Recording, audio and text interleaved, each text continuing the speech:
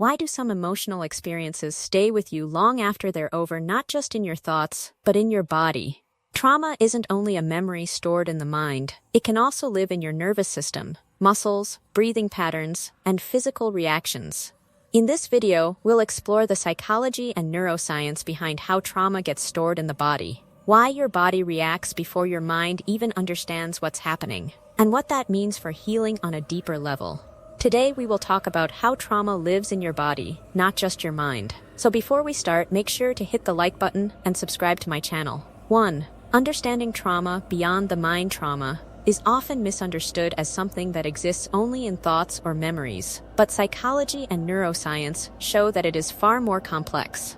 Trauma is not just an emotional experience, it is a full-body response that involves the nervous system, hormones, muscles, and survival instincts. When a person experiences overwhelming stress, danger, or emotional shock, the brain does not simply record the event like a normal memory. Instead, it shifts into survival mode, prioritizing protection over processing. In this state, the body becomes deeply involved in storing the experience.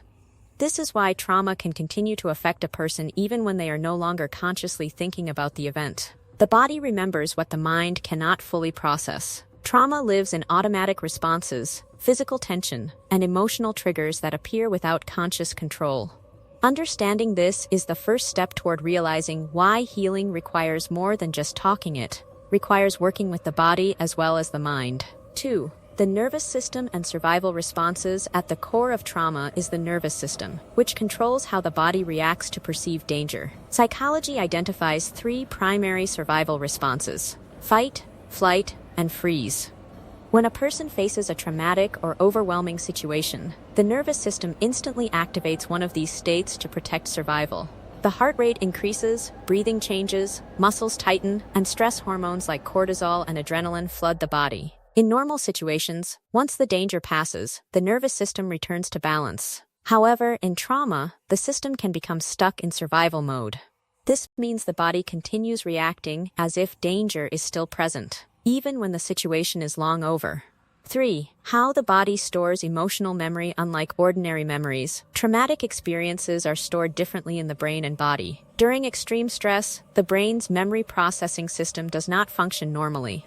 The hippocampus, which helps organize and contextualize memories, becomes less active, while the amygdala, responsible for fear and emotional reactions, becomes highly active. This leads to fragmented memories that are stored more as sensations, emotions, and physical responses rather than clear stories. This is why trauma survivors may not always remember events in a structured way, but their bodies still react strongly to reminders.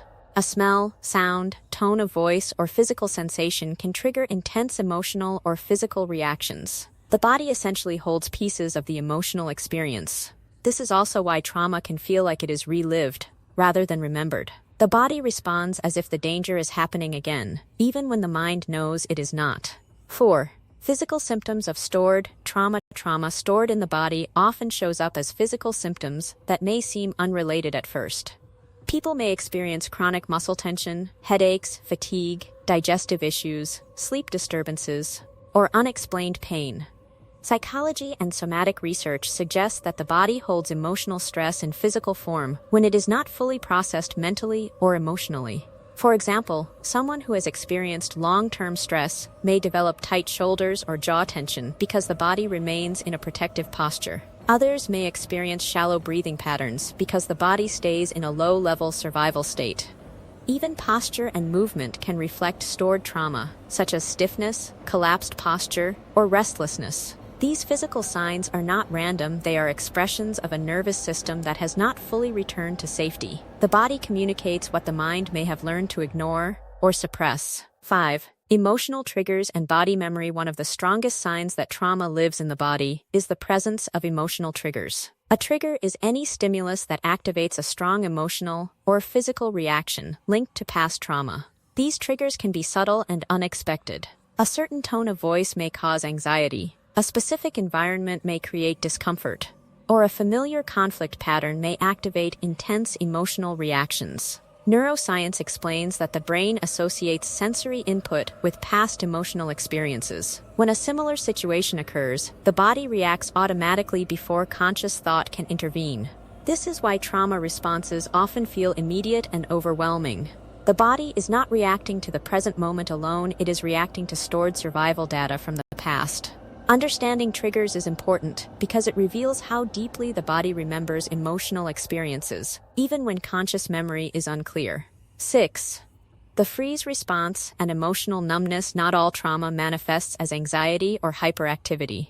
In many cases, the body responds to overwhelming stress by shutting down. This is known as the freeze response. In this state, a person may feel emotionally numb, disconnected, detached from reality, or unable to respond emotionally. Psychology explains that the freeze response is a protective mechanism used when fight or flight is not possible. While it helps survival in extreme situations, it can become a long-term pattern if the trauma is unresolved.